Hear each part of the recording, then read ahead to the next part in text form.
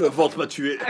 Le 12 janvier 2010, Haïti a subi un tremblement de terre qui a fait des centaines de milliers de morts et plus d'1,5 million de sans-abri. Et au final, qu'est-ce qu'ils ont eu? Un remake de We Are the World et quelques maisons construites, mais aussi rapidement qu'une maison bled. Aujourd'hui, on va voir ensemble comment ce qui aurait dû être la plus grande opération de reconstruction de la perle des Antilles s'est finalement terminé en une escroquerie et en un scandale international.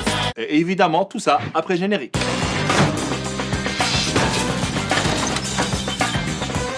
Il faut savoir que Haïti a été l'une des colonies les plus riches et la première république noire a proclamé son indépendance en 1804, soit 2-3 jours avant le lancement de Vivement Dimanche. Mais ça lui a coûté une dette coloniale à la France de plus ou moins 17 milliards d'euros d'aujourd'hui qu'elle n'a fini de payer qu'au milieu du XXe siècle. Mais bon, après quand tu commences une histoire et qu'il y a les termes dette coloniale, t'imagines bien que ça finira aussi mal que Macron qui parle anglais. I don't like what you did in front of me. Faut savoir que le pays n'a jamais réussi à bien se développer et il est toujours dépendant des ONG et des organisations humanitaires. À tel point qu'on la surnomme la République des ONG. Depuis le tremblement de terre en 2010, t'as plein d'ONG et d'organisations humanitaires qui ont débarqué comme les Avengers mais version Bollywood. Parce que t'en as plein qui ont fait des trucs sans logique, sans coordination et énormément d'argent a disparu. Et croyez-moi, c'était pas la faute de Carlos Ghosn.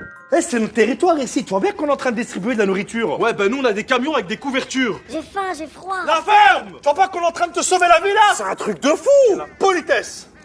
Bon, qui a faim? Qui a froid? Le gros problème aussi, c'est que t'as des humanitaires qui se sont crus tout permis. Les gars, on n'est pas à la police ici, hein. Il y a des règles. Par exemple, Oxfam avait des employés qui ont organisé des orgies avec des prostituées. C'est quand même triste pour une ONG reconnue pour son excellent travail. T'as aussi les casques bleus de l'ONU, censés protéger la population après le tremblement. Ben les mecs, ils ont apporté le choléra avec eux. Ça a fait plus de 10 000 morts et 800 000 malades. Et encore, il a fallu du temps pour que l'ONU reconnaisse son erreur. Et puis t'as des gentils ONG qui ont distribué de la nourriture sans penser aux agriculteurs locaux. Comment tu veux que le paysan vend ses légumes quand en face t'as un mec qui vend tout gratuit? Mais la médaille d'or du grand n'importe quoi revient à la Croix-Rouge américaine. Elle a recueilli 488 millions de dollars de dons jusqu'en 2015 et elle a été accusée de n'avoir construit que 6 maisons.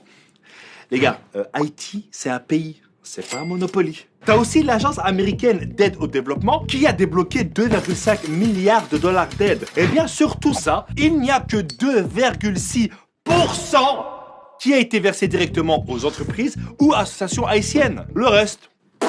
Donc sous le coup de l'émotion, tout le monde s'est précipité, mais ça a été mal géré. Résultat, Haïti est devenu une espèce de centre d'entraînement pour des humanitaires qui ne connaissent ni le contexte, ni même le pays.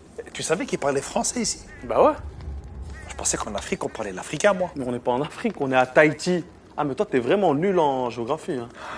On en apprend tous les jours. Hein. Vous avez faim, monsieur? Non, non, non, non, il a froid, il a froid. Et avec tout ce gâchis, tu dois encore rajouter la corruption généralisée des dirigeants. La Cour des comptes haïtienne vient de remettre un rapport sur le plus grand scandale de détournement d'argent de l'histoire d'Haïti, concernant l'affaire du Petro-Caribé et le détournement de 3,8 milliards de dollars qui a impliqué 4 présidents et 6 gouvernements. Du favoritisme, des contrats sans obligation, des budgets doubles, une quinzaine de ministres et même l'actuel président Jovenel Moïse sont pointés du doigt. Le grand feuillage est arrivé. Le président Moïse est rejeté par tous les partis et la population. Donc d'un côté, t'as un Moïse qui divise la mer en deux pour faire passer son peuple. De l'autre, t'en as un qui divise le peuple pour faire passer l'argent. Jean-Michel, jeu de mots?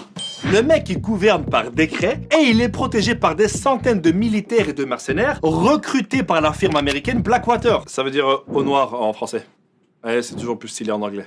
10 ans après le tremblement de terre et l'intervention internationale, le pays s'est encore plus appauvri et la criminalité a explosé. Le peuple haïtien proteste depuis 2 ans contre l'injustice et la classe politique corrompue. Ah, là-bas, c'est pas des gilets jaunes qui doivent être distribués, hein, mais des gilets pare-balles. Avant le séisme, Haïti était classé 149e sur 182 selon l'indice de développement humain. Aujourd'hui, malgré toute cette aide humanitaire, le pays est classé 168e. Et il y a toujours des problèmes d'insécurité, de maladies et il manque de tout. Je pense pour sortir de ça, il faudrait une vraie enquête. Et quand je te parle d'enquête, je te parle pas d'un sondage fait par des ONG à la sortie d'un métro, mais d'un vrai bail à l'échelle internationale pour savoir qui sont les responsables de ce pillage. Je pense que la France devrait aussi revoir son histoire et rembourser sa dette d'indépendance à Haïti. Ce qui, je pense, lui permettrait de s'en sortir un peu mieux.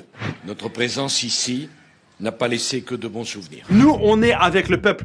Ils sont debout comme ils l'ont fait à l'époque pour gagner leur indépendance. Et évidemment, n'oubliez pas de partager cette vidéo pour sensibiliser un maximum de monde. Et comme dirait mon proverbe, celui qui partage la vidéo